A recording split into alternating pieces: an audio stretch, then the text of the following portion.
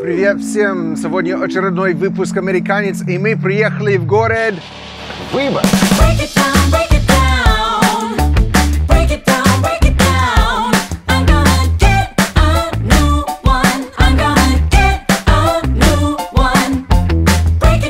И проходи до озера. Во, это круто!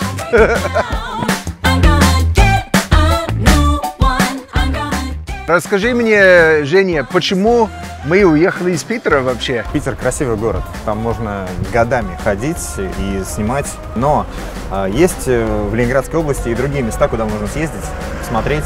Так получилось, мы не будем удаляться в подробности, что в 1940 году этот город стал частью Советского Союза. Мне нравится вообще название Выборг. Да. Я предлагаю поставить сюда штаб-квартир избиркома. Почему? Чтобы, можно сказать, Выборги. Это, кстати, вежливое название. Для своих это Тыборг.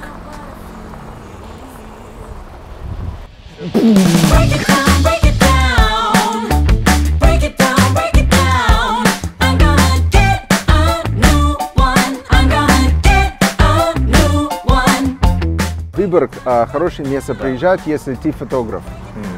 Когда мы ездим по городам, Кострома, Ростов-на-Дону, Выборг, вот, и так далее. Я не предлагаю, чтобы кто-то это смотрел, и потом весь отпуск месяц провел. Ну, то есть, если человек едет в Финляндию, заезжайте в Выборг. Рискую быть похожим на блогера Илью Варламова, который часто говорит про такие вещи. Но вот в Питере давно уже заменили вот такие прекрасные деревянные двери, оригинальные, на кусок железа, который никому не нужен. Это печально, а это прям красота. К сожалению, мой экскурсовод, в принципе, ничего не знает о Выборге, помимо того, что в 1940 году это перешло как город от Финляндии до Советского Союза. Это трагичная история. Да. Выборг наш, Женя. И мы пойдем на замок. На замок в Монрепо. Замок. Замок. А ты когда вот написано замок и замок, ты понимаешь разницу? Друзья, если вы хотите смотреть канал в Ютубе, где американец переживает за окончание, за правильное произношение, за подожди. Я просто хочу сказать... Это не этот канал. Это не этот канал, это другой канал. Я даже могу здесь в описании будет какие-то вот видео. Там будет интервью по 45 минут, когда американец будет рассказывать, как он учится в Москве, и ему не всегда легко. Я хочу другой вам показать. Я хочу вам показать Россию другими глазами. Глазами человека, который плохо говорит по-русски. Приехали сюда в Выборг, это кошкин город. Да, очень много кошек, реально. Сейчас покажем. Друзья, смотрите, Ткачевский нашел, наконец, актеров, которые с ним не спорят. Пил. Крыша, лофт, проект, хочу бургер. Вот и день рождения скоро будет, я так понимаю. Почему? Happy birthday. Евгений, скажите мне, как это так, что Александр стал Шурой? Как имя Александр превращается в Шуру? Почему Шура? То есть мы знаем, Борис это Боря, Николай это Коля. Почему Шура? Нет, это Евгений. Слушай, вопрос вообще на самом деле крутой. У меня прабабушка была Шурой. А как ее по-хорошему звали? Александра. А вот не факт. Сейчас наш новый друг Евгений пытается выяснить у своих родственников, почему бабушку звали Шурой. Да, но он звонил дяде Васе и попросил тетю Ира. Вот тетя Ира. Друзья, на сайте americanец.com можно найти свежие блоги от нашего настоящего живого американца Энди Фрэки. И один из последних блогов, который Энди написал, он как раз о том, что в России в области интерьера и ремонта существует культ... Чего? Ну, Россия, короче, хватит все сделать под евро. Да. Ну, на самом деле, я понимаю, что евроремонт это очень, это, скажем так, легкий путь, чтобы решить вопрос. Потому что нужно восстановить здание, нужно, может, создать там или жилое помещение, или бизнес. Легче всего просто все обшить сайдингом и гипсокартоном. Да, здесь в Выборге такое, наверное, смесь или сплав совершенно дикого упадка, но при этом такой небывалой средневековой красоты, которую очень хочется сохранить и не трогать ее вообще своими грязными ручонками. Я при этом всем вижу только здесь потенциал. Ну, то есть можно сделать намного больше. Вот, и я надеюсь, что можно привлечь сюда намного больше туристов из Финляндии. Интересно, знаете, я хотел бы сказать, что есть некоторая, как сказать, непоследовательность в словах нашего дорогого американца, потому что вот он все время радеет за то, чтобы избавиться от мягкого знака, но в слове потенциал, который он использовал буквально 30 секунд назад, нет мягкого знака, а он сказал это с мягким знаком. Женя, отмотай. Вижу только здесь потенциал.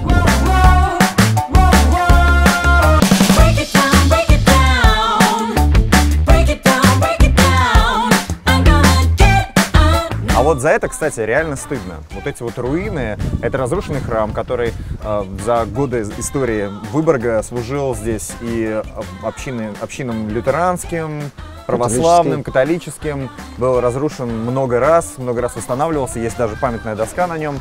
И посмотрите, в каком это состоянии. Я так понимаю, что это было разрушено в годы Второй мировой войны, но если поездить по Европе, мы часто можем увидеть вот такие вот руины, которые на самом деле очень хорошо о них заботятся.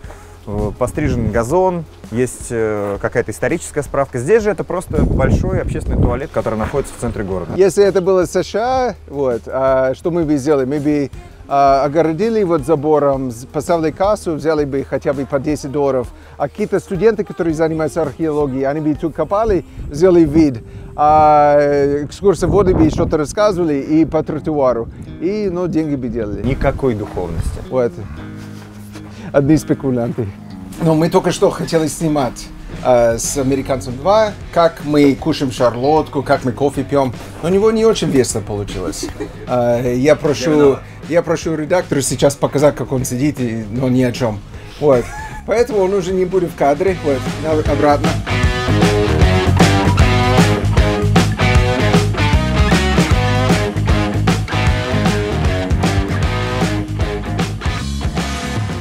А сейчас в двух словах о том, как потерять американца в одном небольшом бывшем финском городе. Я не знаю, где Энди. Энди!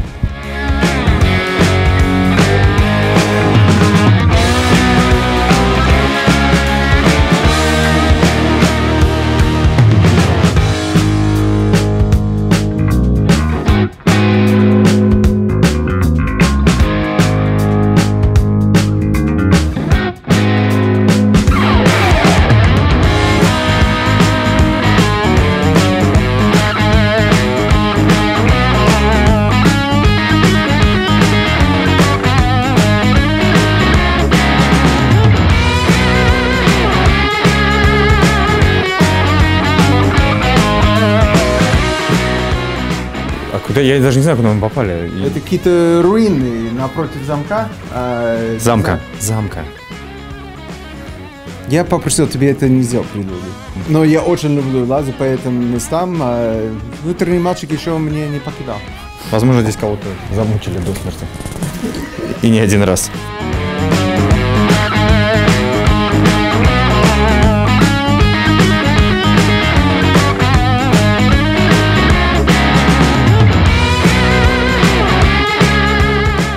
Я бы сказал, что это флагман Ленинградской области, да простят меня все остальные Тосно, Токсово и Кингисепп. Как тебе, Энди? Ну, на самом деле, есть замок, есть архитектура, есть очень интересные улицы, и можно, в принципе, гулять и гулять и гулять. И я предлагаю это не сделать целый отпуск. Но приезжайте на выходных, это прекрасный город. И тут расслабленная такая атмосфера. Безусловно, найдете, что здесь делать в течение целого дня, с утра до вечера. Приезжайте с детьми, если хорошая погода, 100%. Желаю Выборгу, чтобы появились еще больше кофейни, все больше ресторанов, кафе, хостелов, гостиниц и больше туристов и, наверное, больше денег желаю. Вот. А то, если вы так не сделаете, мы отдадим вас обратно в Финляндии. У вас есть 3,5 года. Мы это выражим.